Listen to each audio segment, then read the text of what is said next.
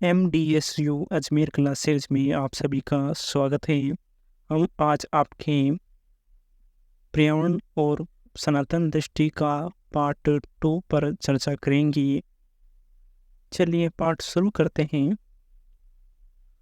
प्रकृति का हम शोषण करते हैं और जिस चीज़ का शोषण करते हैं उसे हम बिल्कुल नष्ट कर देना चाहते हैं। मैं आपको बीकानेर का ही एक उदाहरण देना चाहता हूँ। आप सवेरे सवेरे जसूसर गेट जाकर 4-6 घंटे के लिए बैठ जाएं। आपको फॉग की लकड़ियों की भरी हुई ट्रक दिखाई देंगे और वे लकड़ियाँ जड़ से काटी जा रही हैं। एकदम आइंदा उगेगा नहीं फॉग। और आज लगाए जाएं और 20 सूत्रीय कार्यक्रम के अनुसार उस वृक्ष को लगाया जाए तो शायद 50 वर्ष में फॉग के वृक्ष तैयार होंगे। तब तक क्या होगा ईंधन का। लेकिन आज ईंधन भी एक व्यापार की वस्तु बन गई है और उसके लिए ट्रक के ट्रक फॉग को जड़ों से काटा जा रहा है। हमारी परंपरा में हमेशा पर्यावरण का पूजन भी किया जाता रहा। पर्यावरण की चीज़ों में दायित्व माना गया है और इसीलिए जीवित वृक्ष को काटना पाप समझते हैं। कभी भी नहीं काटना चाहिए उसे, और जड़ से तो कभी उसे काटना ही नहीं चाहिए। अगर सूखा भी है तो उसे जड़ से काटना नहीं चाहिए जब तक वह वृक्ष पूरा मर नहीं जाता है। उसकी सूखी डालियों को काट लो ताकि वृक्ष फिर जिंदा रह सकें और वह आगे बढ़ें। लेकिन आज उसका इतना शोषण होता है कि 15-20 वर्ष के बाद बीकानेर से पोंगल के इलाके की तरफ पाकिस्तान की सीमा के इलाके तक आपको फॉग की एक लकड़ी तक नहीं मिलेगी। यहाँ मैंने देखा है कि देशनोक के आसपास हर देवता के मंदिर के साथ एक ओरण नाम का फेरिया होता है। ओरण का अर्थ है चक्कर लगाना।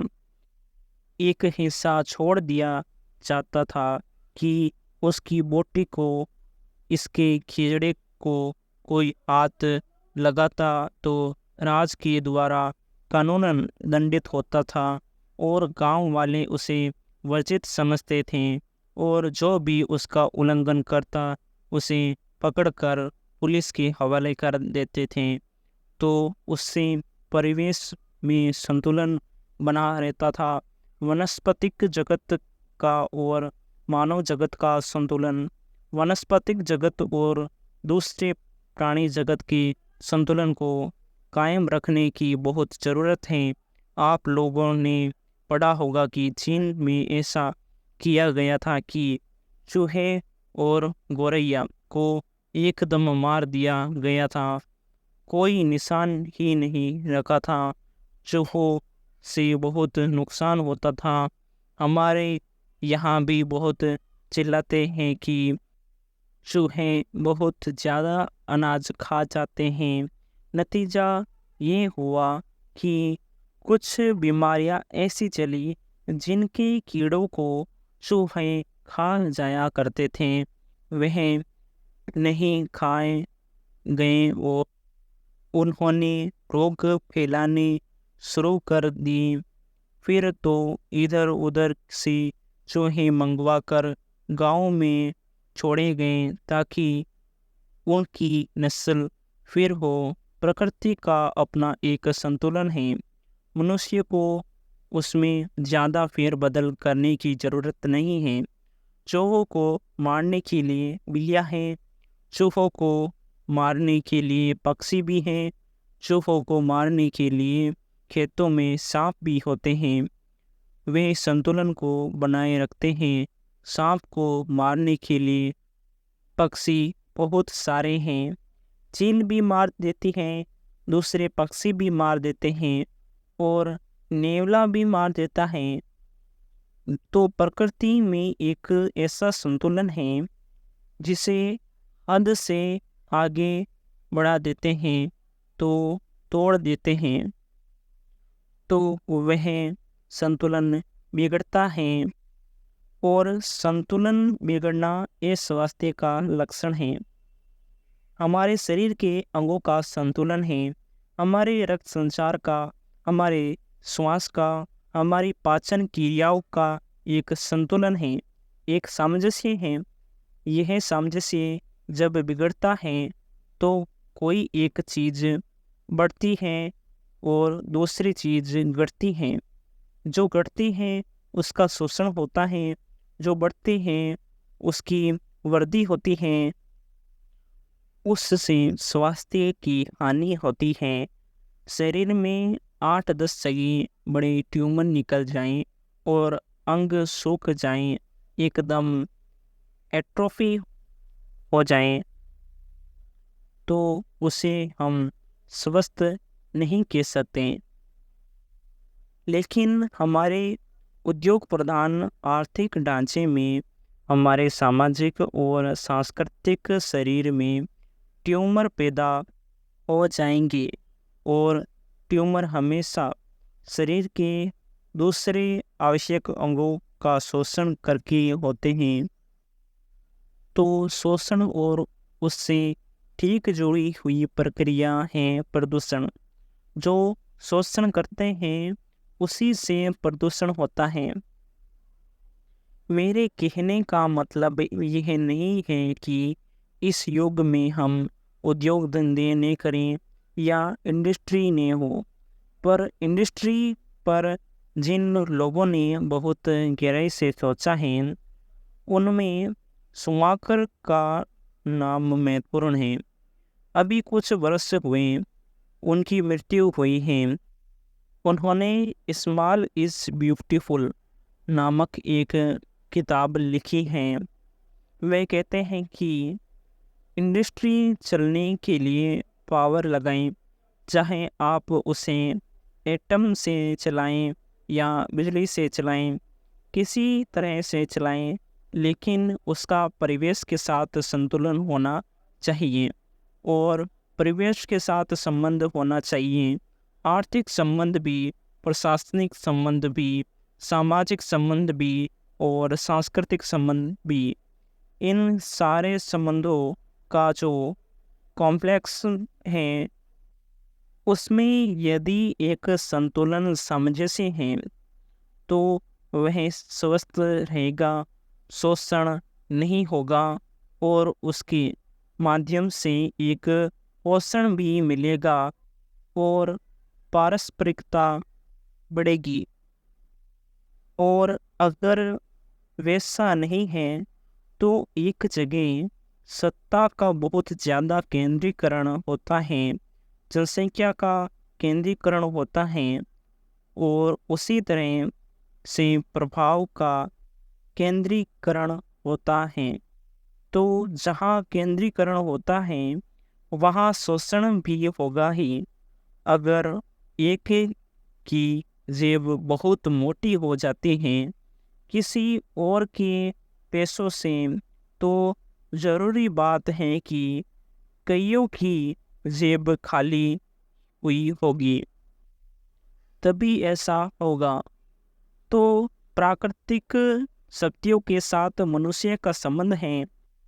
मनुष्य भी एक प्राकृतिक प्राणी है और उसका मन और बुद्धि भी प्रकृति का ही एक बहुत सूक्ष्म हिस्सा है। हम देखते हैं कि गुलाब का पौधा है, उसके नीचे खाद होती है, उसके इर्द गिर्द तना होता है, उसके बाद कांटे होते हैं। कांटों के बाद पत्ते होते हैं, उसके बीच फूल किस तरह से खिलता है, गंध होते हैं। हमारी बुद्धि और हमारा मन फूल की तरह खिली हुई चीज हो सकती है, लेकिन उसके नीचे तो सारा संबंध इसी तरह का है। कांटे भी हैं, पत्ते भी हैं, तना भी है, मिट्टी भी है, कीचड़ भी है, और जो मिनरल्स धातुएं हैं वह उन सब का पोषण करते हैं। इन सबको निकाल दें तो गुलाब के फूल का कोई अस्तित्व नहीं है। तो हमारी बौद्धिकता का, हमारी नैतिकता का, जिन जिन ऊंचे ऊंचे आदर्शों की हम बात करते हैं, उन सब का आपस में निर्भरता का संबंध है, और वह परिवेश के साथ निरंतर बना रहता है। 2 मिनट सांस रोककर देखें तो हमें पता चलेगा कि हवा की कितनी कीमत है। 2 मिनट अगर हवा हमारे फेफड़े में नहीं जाए तो हम दम घुटने लगता है। तो परिवेश के जितने भी भौतिक तत्व हैं, हवा, पानी, प्रकाश, मिट्टी, सबके साथ हमारा एक संतुलन होना चाहिए। उसी तरह जितने प्राणी, चाहे सांप हो, चीता हो, गाय हो, पशु हो, कोई भी हो, उसके साथ हमारा एक संतुलन बना रहना चाहिए। इसे कहते हैं इकोलॉजी। एक नया साइंस पनप रहा है और वह पर्यावरण का ही विज्ञान है। इसका अध्ययन वैज्ञानिक ढंग से होता है क्योंकि वह सारी प्रकृति का एक आवश्यक हिस्सा है। राजस्थान उद्योग की दृष्टि से बहुत पिछड़ा है, और तब तक यूं समझिए कि आपका दुर्भाग्य पूरी तरह से उदय नहीं हुआ है। जितना पिछड़ा है उतना ही आपका स्वास्थ्य और परिवेश अपेक्षाकृत स्वास्थ्यकर नहीं हुआ है। पाली में रंगाई का बहुत काम होता है। उससे जो अवशिष्ट सामग्री निकलती है, जो पानी निकलता है, उसने वहाँ के तालाबों को जहरीला बना दिया है। वह सिर्फ पाली निवासियों के लिए ही नहीं, जोधपुर तक के लिए एक समस्या बन गया है। उसी तरह हमारे कुएं जहरीले हो गए हैं, हमारी नदियाँ प्रदूषित हो गई हैं। आगरा में सौंदर्य का सबसे बड़ा प्रतीक ताजमहल प्रदूषण के कारण अपनी सुंदरता खोता जा रहा है। प्रदूषण की समस्याएं हमारे आम जीवन की संस्कृति और सामाजिक समस्याओं के साथ जुड़ी हुई हैं। एक पुरानी कहावत है संस्कृत में, धर्मो रक्षति रक्षति। आप धर्म की रक्षा कीजिए, धर्म आपकी रक्षा करेगा। आप इसी अर्थ में लीजिए कि आप परिवेश की रक्षा करें, पर्यावरण को प्रदूषण से बचाएं। पर्यावरण आपकी रक्षा करेगा, आप चुपचाप उसे उपेक्षा से नष्ट होने दीजिए, उसकी परवाह नहीं कीजिए, इसे और जहरीला होने दीजिए, शोषित होने दीजिए, आपका पोषण मर जाएगा। श्वास के जरिए से, पानी के जरिए से, अन्न के जरिए से, मांस मछली के जरिए से एक जहर हमारे अंदर पहुंचता जाएगा और हम धीरे धीरे मृत्यु की दिशा की ओर प्रयास करते रहेंगे। तो मैं समझता हूँ कि मानव जाति के लिए जीवन और मरण का प्रश्न है, और इसको सुलझाने के लिए प्रकृति के साथ संतुलन और सामंजस्य बनाए रखने की ज़रूरत है। और यही मनुष्य का धर्म है, क्योंकि जो स्वाभाविक होता है वही धर्म होता है, जो अस्वाभाविक होता है वह धर्म नहीं होता है। संप्रदाय आदि को मैं धर्म नहीं मानता। जैन दर्शन में लिखा है कि जो वस्तु का स्वभाव है वही धर्म है। आग का जलना ही आग का धर्म है, पानी का बहना ही पानी का धर्म है, हवा का संचरित होना, श्वास का चलना हवा का धर्म है। जिस वस्तु का जो धर्म है उसके साथ में संतुलन ही हमारे शरीर को बनाए हुए हैं, उसे नहीं बिगाड़े। इसको बिगाड़ने की जो दृष्टि है वह सामाजिक प्रदूषण। यह जो आज की अर्थव्यवस्था है उसे हम भोग प्रधान अर्थव्यवस्था भी कह सकते हैं। ये सारी चीज़ों का संतुलन बिगाड़ती हैं।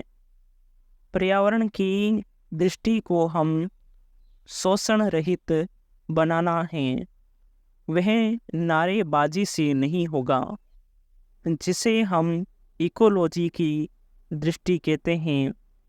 इकोलॉजी की दृष्टि को, पर्यावरण की दृष्टि को हम सामाजिक, सांस्कृतिक और आर्थिक क्षेत्र तक में उतारना है। अगर समाज में संघर्ष है, कलह है, शोषण है, अत्याचार है, अन्याय है, तो निश्चित बात है कि समाज का ये जो परिवेश है और उसका पर्यावरण है वह भी दूषित हो रहा है।